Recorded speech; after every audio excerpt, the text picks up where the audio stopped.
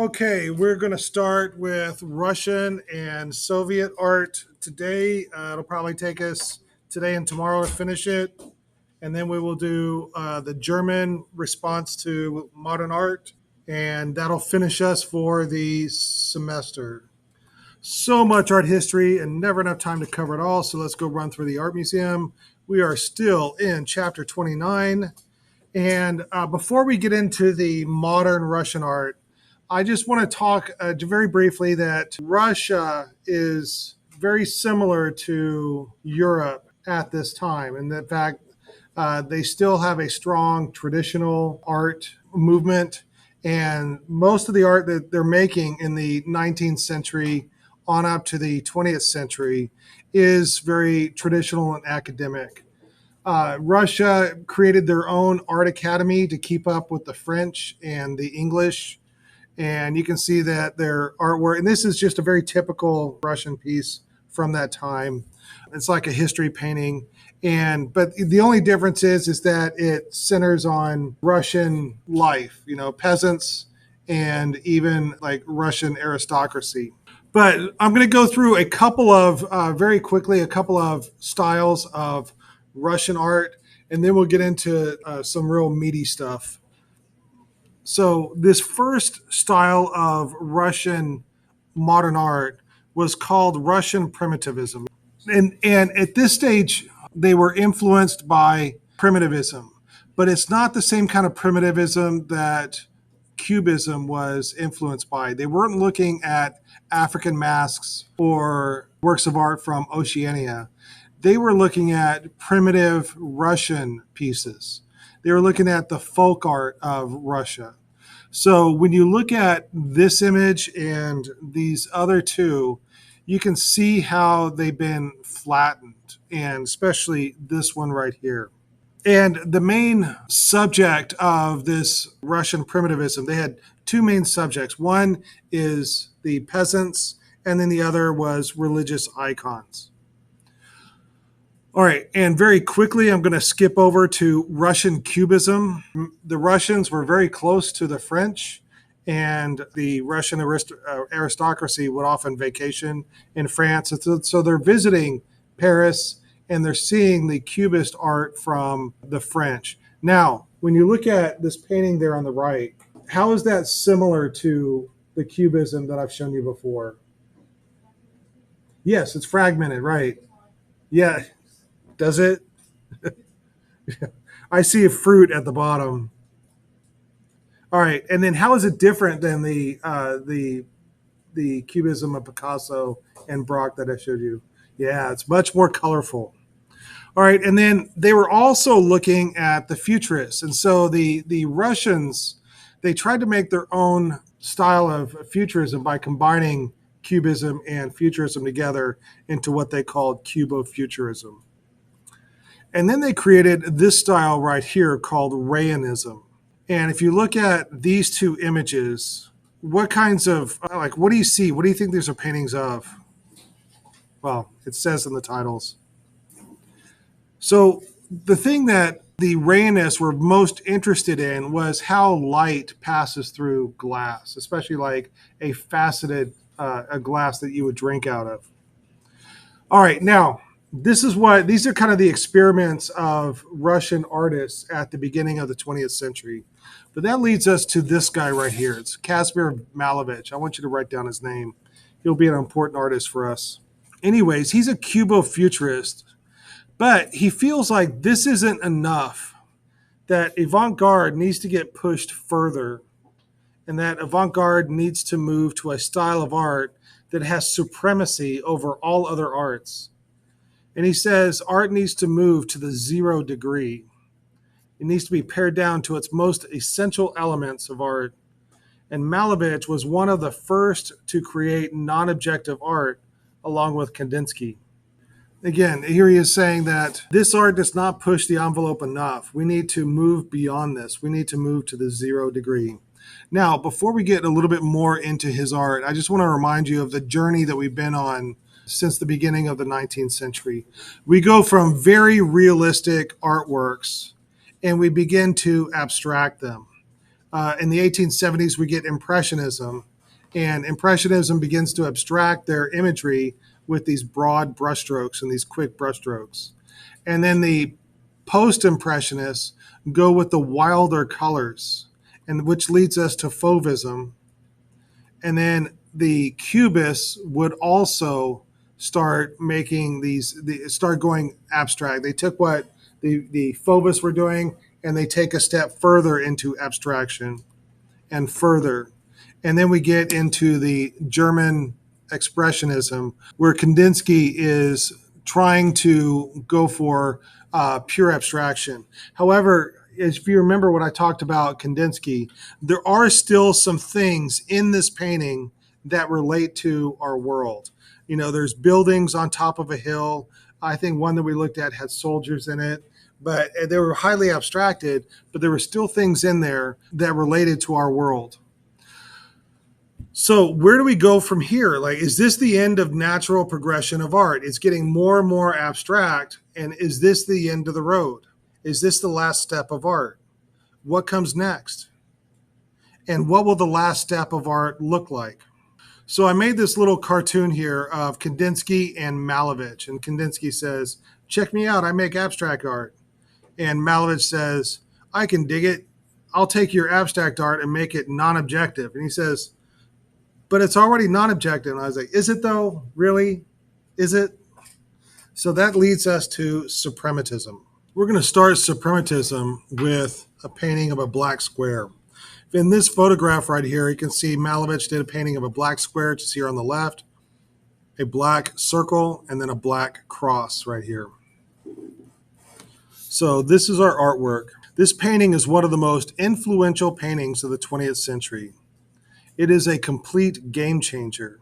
It is the purest form of art.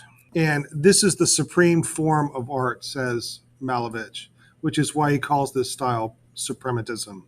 This is it. This is as far as it goes, he says.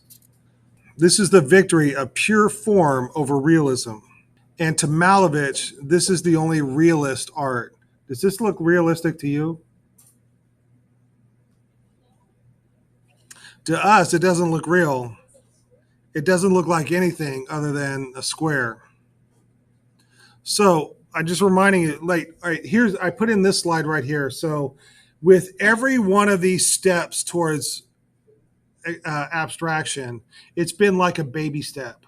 You see how each one of these is a baby step towards abstraction. But what Malevich did was took a giant leap into abstraction. Like he took it, he saw where this was going and said, well, you know, why take all these steps to the end? Let's just go to the end and see what that is. So he's taking this idea of non-objective art and going to the extreme with it. He is going where other artists do not dare.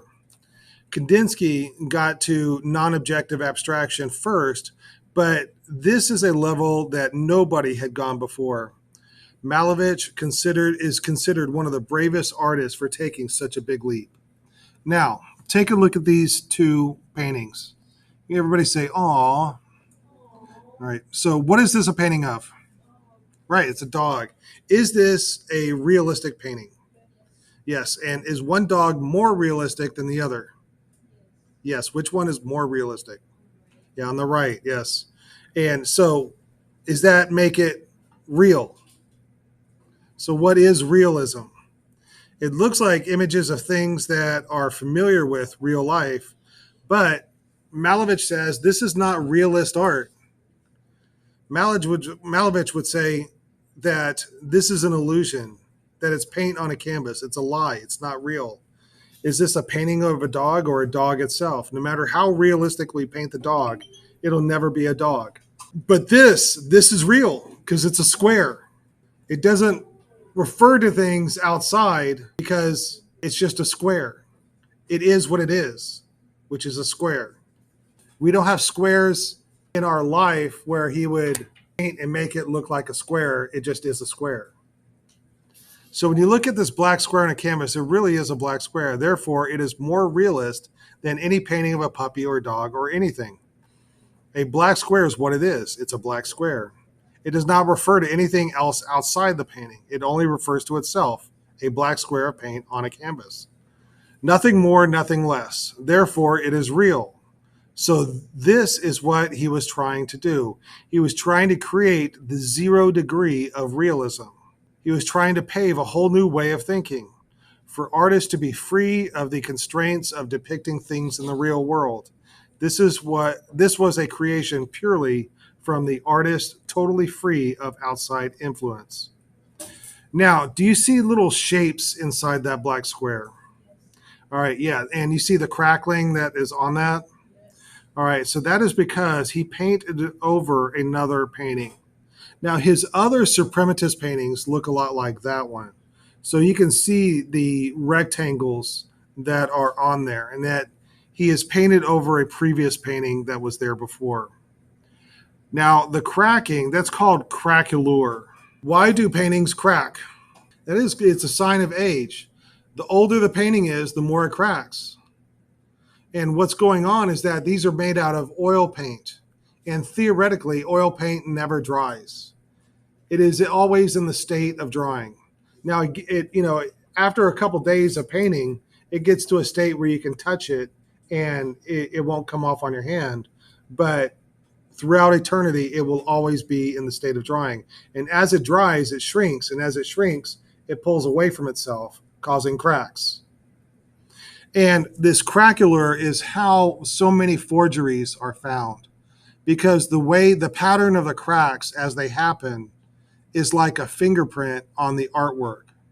So if you take like the Mona Lisa, who has a lot of cracks on it, and then you did another painting, even if you did a painting that was identical to the Mona Lisa, it would not crack in the same way. There's another artist, Alexander Rodchenko, who had the same kind of idea of reducing art to its most basic forms. Whereas Malevich reduced it to the simplest shape, a black square, how did Rodchenko reduce art? Right, to the simplest color, the primary colors, right? So we have red, yellow, and blue. That's it. It's nothing else. He's breaking down the elements to the most basic.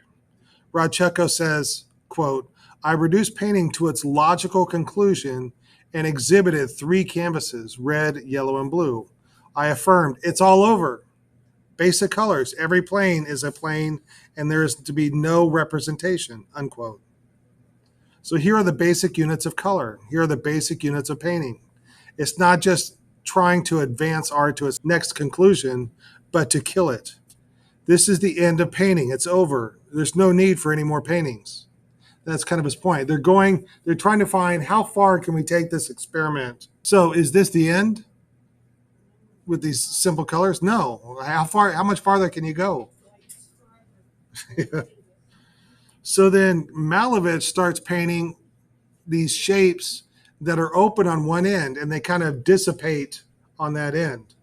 So these paintings are beginning to kind of disappear. Is this the end of painting? How much farther can we go? Yeah. So we go to the next logical step, which is a painting of white on a white background. So if we can look close, can you see the white square on the white background? So is this the end of art? What comes after this?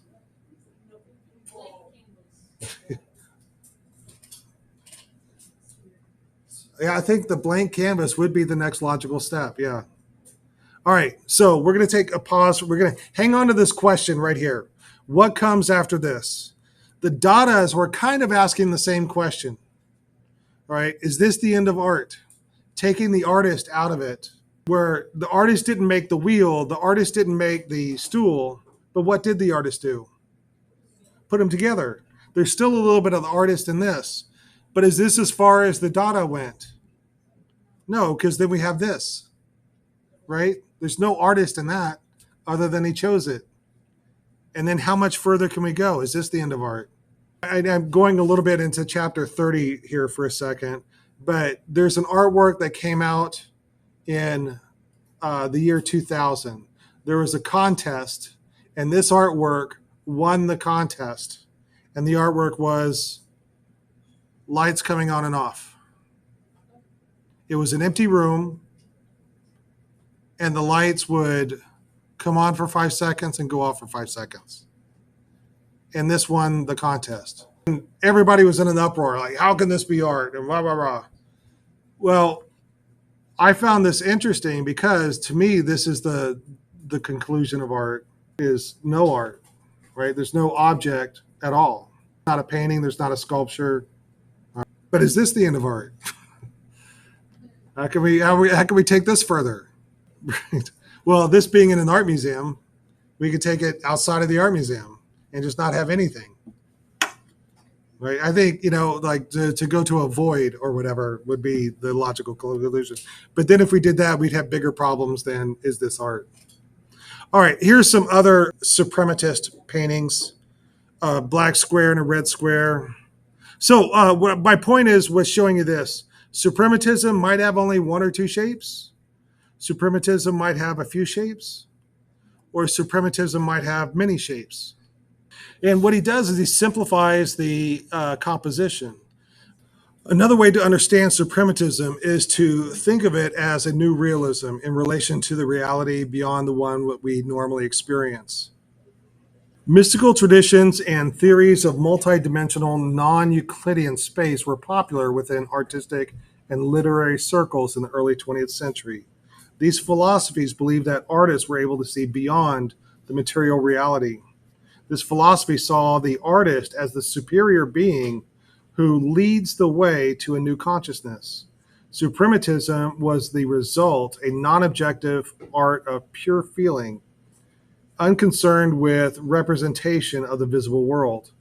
Beyond the material reality of the physical world, it's almost godlike. Many people would describe this as geometric art, but Malevich described it as realism. So there are three artists that we've been talking about that are on the path to non-objective art. I do want to show you this one right here. So this was an exhibition in 1915 of suprematist art. And it was called 010. And 0 refers to how they're trying to pare down the art to 0. And then the 10 refers to there were 10 artists in the show. But I want you to look at this photograph right here. Is there one artwork that is different than the others? The one on the right wall. Yeah, no. Which painting is behaving differently than the others? Yes, the one in the corner, right? So why is this one painting, in fact, that's the black square, but why is black square in the corner?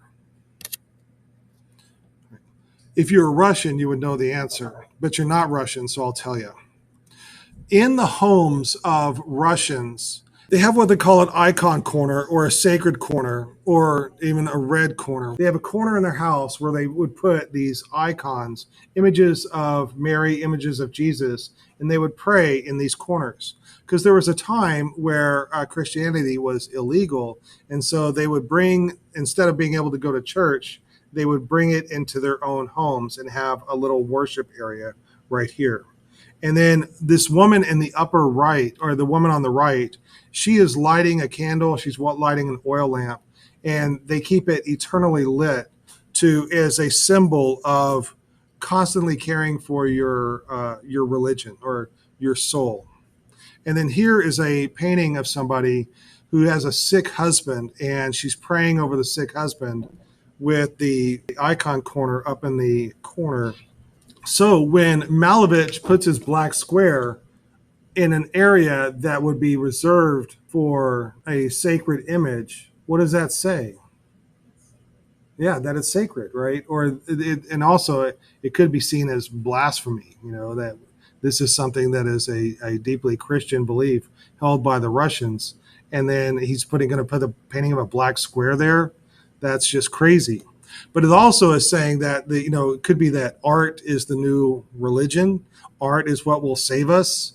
I don't know. It was a monumental thing for him to put that painting in that corner. Okay, could you please draw this little chart right here? All right, so the rectangle on the left, that is Malevich started suprematism.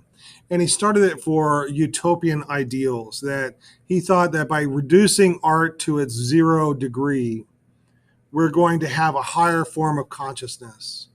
Right? We're gonna see beyond and move beyond our real world. And this led for El Lissitzky, another artist, to use suprematism for a different purpose. All right, so we are here in 1916 in the middle of World War One, and where there's two fronts. There's the front of the Western Front is between Germany and France and England, and then the Eastern Front over here is between Germany and Austro-Hungary against Russia. And so Russia is having Russia's a really big part of World War One. Although when we discuss World War One in history class, we don't discuss the Russian part much because it didn't really affect us much, but it was a big deal to Russia, and we're talking about Russian art. The Tsar of Russia was completely inept in everything that he did. He was a very poor leader, and he failed at everything that he put himself forward. Now, during the World War One, the population is out of work and they are very hungry. And he does not create an administration to ensure adequate food, weaponry, and medical aid for his soldiers. Russia is having a really, really rough time during the war. The citizens are starving, but he doesn't even have enough food to feed the soldiers. He doesn't have enough to arm the soldiers. They don't have enough bullets to fight against Germany. They don't have boots, they don't have food, they don't have bullets. So at this time, in the middle of the war, he thinks it would be a great idea if he took over command of the army. And it just gets worse from there. I do want to point out that if you look at the size of the armies before the war, who has the biggest army? Russia. And that's how Russia is able to survive as long as it does, because they're terrible at managing their army, and they're terrible at fighting with their army. How are they able to last so long? It's because they have a bigger army. Here's what Russia does. They try to overwhelm the Germans with sheer numbers. So they're hoping that they have more bodies than the Germans have bullets. And what that leads to is lots of deaths. And Russia, you can see this pie chart in the upper left. The red wedge is the Russian deaths. So you can see they have more deaths than anybody else during World War One. And I've already shown you the video of all the deaths of World War One. So they had it worse than everybody else. So we had catastrophic death tolls of the soldiers. But then people, the civilians, are having a rough time too. They're starving. The factories are only making materials for the army, not the civilians. And industries could not meet the needs of the army and citizens at the same time. So food and grain production turned to a halt. And the people began to protest. And they're protesting against Nicholas II because he's ruining everything. And that's when the communists began to become known because they promise a better life and a better time. In fact, this is a 1911 American cartoon, but it shows the communist view of the capitalist society, where we have the rulers on top that are followed by the clergy and the army below them, the police state, and then the top 1% below them. And then on the bottom, holding everybody up, are all the regular people, all the common folk. And the idea here is that, hey, the people at the bottom say, we're working to make your lives better. They're saying that if you don't treat us better, we'll cause the whole system to collapse. And if you don't treat us as equals, we will cause the whole system to collapse. So with pressure from the army, other government officials, Tsar Nicholas decides to step down, and a new government is put in place. But they have, all right, and they begin to make new rules. But one of their rules was particularly problematic. It was called Edict Number One. And there's a photograph of it right there. What, a long story short, this led to a lack of discipline in the army. Basically, they said, "Hey, these soldiers feel like their commanders are too mean." And so they don't let their commanders. The new rule says the commanders are not allowed to be mean to the soldiers. And so now, when the commanders tell them to go attack, they're all saying no, and it's mass mutiny all over the army. This causes the new government to sign a truce with the German leaders, and they end the war. Now, what follows Russia's exit from the war is a civil war between the Russians and the Russians. The White Army are those that are trying to preserve the old way of life, keeping the czar and the royal family and keeping the old way of doing things. And the Red Army are communists that are trying to promote this new communist way of life. And so they fight back and forth. At first, the Red Army does very well in their battles. Then the White Army takes back most of Russia. And then the Red Army takes over the White Army. And this is where we get the beginning of the Soviet Union. The USSR, the Union of Soviet Socialist Republics, starts in 1922. And right here is where we're going to lead into El Lissitzky. And I want you to know his name. There he is saying hello.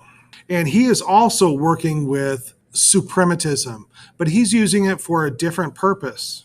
And his artworks are about this size. And this is the artwork that I want you to know for the test. It says, "Beat the whites with the red wedge." What does it mean, beat the whites with the red wedge? What? That's right, yeah. It's the Red Army is to beat the White Army. Lissitzky saw the Russian Revolution as the beginning of a new spiritual form of existence. This is the first abstract work of art with a political message. This is one of El Lissitzky's earliest attempts at propaganda art. The painting is pro-Red Army. The red wedge symbolized the revolutionaries, the Red Army. They are penetrating the anti-communist White Army, the White Circle. They have pierced the defenses of the White Army, and the Russian words for forward are written in the composition. The graphics are simplified for an illiterate audience, and the simple shapes are intended to replace text for easier communications. Notice the color scheme. And are the shapes positive or negative? Is it a black shape with a hole in it? Or is it a white circle on top of a black shape? All right, this is more typical of El Lissitzky's suprematism. And how do you see their difference between Malevich and Lissitzky?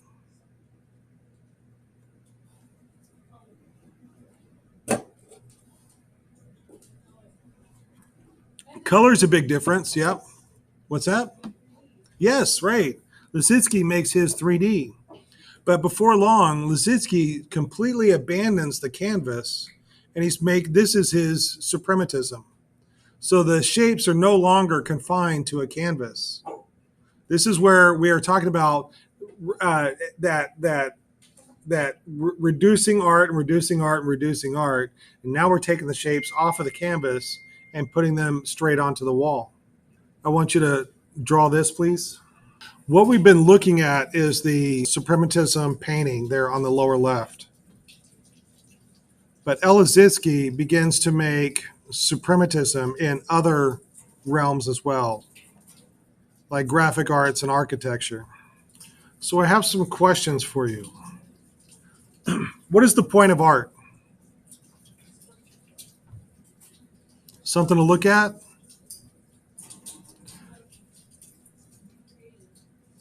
Yeah, what use is art? How do we use art? All right, and how many different ways can you use a painting or a sculpture? What is art besides something just to look at and admire? And why do we hold this stuff in such high regard if it doesn't do anything? So, what is this? A kettle. What does it do? Yeah, you can pour tea from it. You can pour hot water from it. Is it art? No, not right. Right. But what are these? There's a tea kettle. So are these art? And what can you use it for? So these two artworks, the El Lissitzky on the left, that has a second purpose to it. And that purpose is propaganda. That it is that driving the red wedge is meant to inspire people to support the Red Army, to support the communists. And so El Lissitzky begins to use this suprematism style of art in all kinds of different ways. So he begins to work in book design. So the example here is an illustrated book of revolutionary poetry, like a violin accompanies a piano. And it says, "Our march, beat our drums on the squares of the riots, turn red with the blood of revolution." And the left page represents the blood-stained town squares. The right page represents the soldiers marching and waving their red and black flags in the air. This is a radical book design. And the point of this design is propaganda in all forms of life. But then notice the color scheme. It's the same as the painting of the red wedge.